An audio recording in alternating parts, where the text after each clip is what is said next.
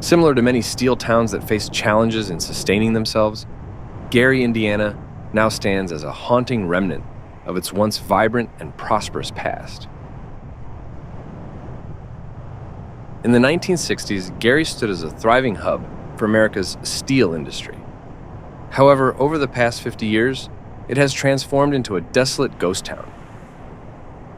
With a dwindling population and numerous abandoned structures, Gary has earned the unfortunate reputation of being the most miserable city in the United States.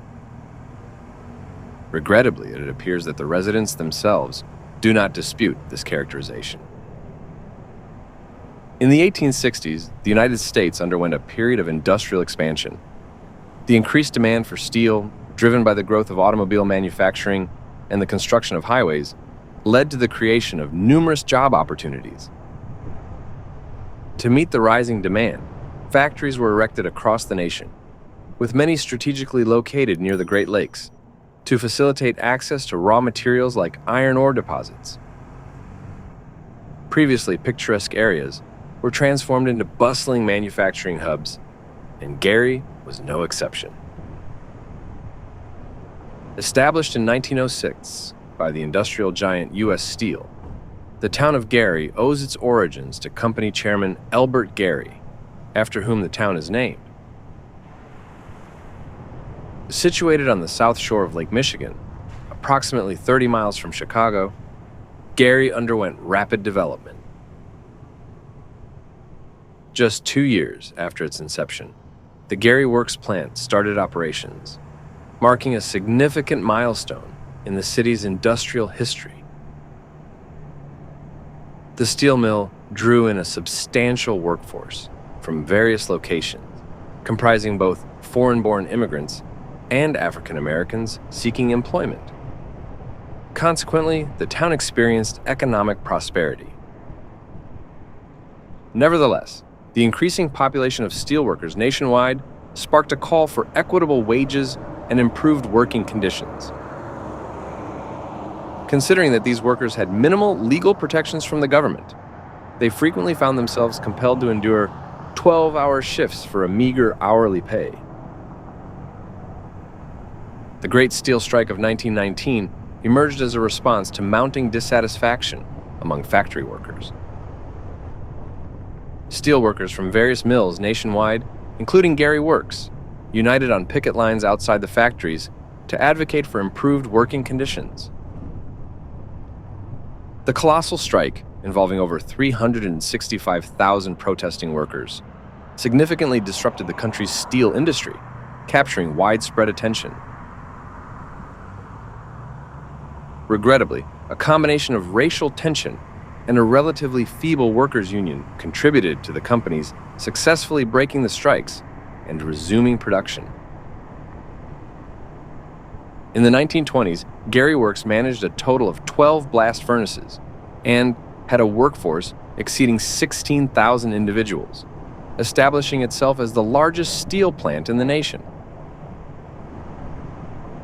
The production of steel experienced a further surge in World War II, and in the absence of numerous men drafted into the military, women assumed prominent roles in factory work. By the 1960s, the town had progressed significantly, gaining renown for its forward-thinking school curriculum that incorporated practical skills such as carpentry and sewing. A considerable portion of the town's growing population consisted of newcomers. However, Gary's reliance on the steel industry would ultimately prove unsustainable. In 1970, Gary had a population of 175,000 residents, with 32,000 of its residents working in the steel industry, earning it the moniker City of the Century. However, the dawn of the new decade brought unforeseen challenges as it signaled the beginning of the decline of American steel, casting a shadow over the city's future. Various factors contributed to the downfall of the steel industry, including intensified competition from foreign steel manufacturers in other nations. Additionally, technological advancements, particularly in automation within the steel sector, played a significant role in shaping the industry's fate. In 1971, Gary experienced its initial wave of layoffs, as tens of thousands of factory workers were dismissed from their jobs. Despite this substantial contribution to the steel industry, the number of steel workers in Gary experienced a significant decline, dropping from 32,000 in 1970 to only 7,000 by 2005. Consequently, the city's population witnessed a parallel decrease, plummeting from to less than 70,000 residents during the same period, as a considerable portion of people departed in search of employment opportunities elsewhere. As businesses shuttered and crime rates soared, job opportunities dwindled in Gary. By the early 1990s, the city underwent a stark transformation from being known as the Magic City to earning the grim title of the murder capital of America. Today, the town's crime rate is 56 per 1,000 residents, ranking among the highest in America when compared to communities of various sizes, ranging from the smallest towns to the largest cities. The likelihood of experiencing either violent or property crime in Gary is estimated at 1 in 18 residents. The town's economic decline and diminishing quality of life are starkly evident in the widespread neglect of its structures. Approximately 25% of Gary's buildings now stand completely abandoned. Among the town's prominent ruins is the City Methodist Church, a once magnificent limestone house of worship. This deserted church has succumbed to graffiti and is now engulfed by overgrown weeds, earning the somber moniker God's Forsaken House. Presently, approximately 81% of Gary's population identifies as Black. In contrast to their white counterparts, African American residents in the town encountered significant challenges in their pursuit of a better life amid Gary's economic decline. In 2024, Gary, Indiana, was home to approximately 55,000 residents. Yet, the town faces ongoing challenges in sustaining its situation. Despite nearly 5 decades passing since the initial job cuts in the 1970s at Gary Works, employment opportunities continue to disappear.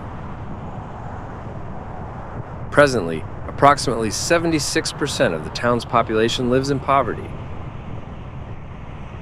A significant portion of the city remains deserted, grappling with substantial social issues like crime and formation of ghettos. Approximately 1/3 of the city's properties are believed to be vacant. Gary has transformed into a virtual ghost town, marked by the closure of schools, shut down stores, and the abandonment of numerous houses. It holds the second position, following Detroit, in terms of the percentage of population lost in the Rust Belt since the beginning of the century. And what is your opinion about Gary? Please leave it in the comments.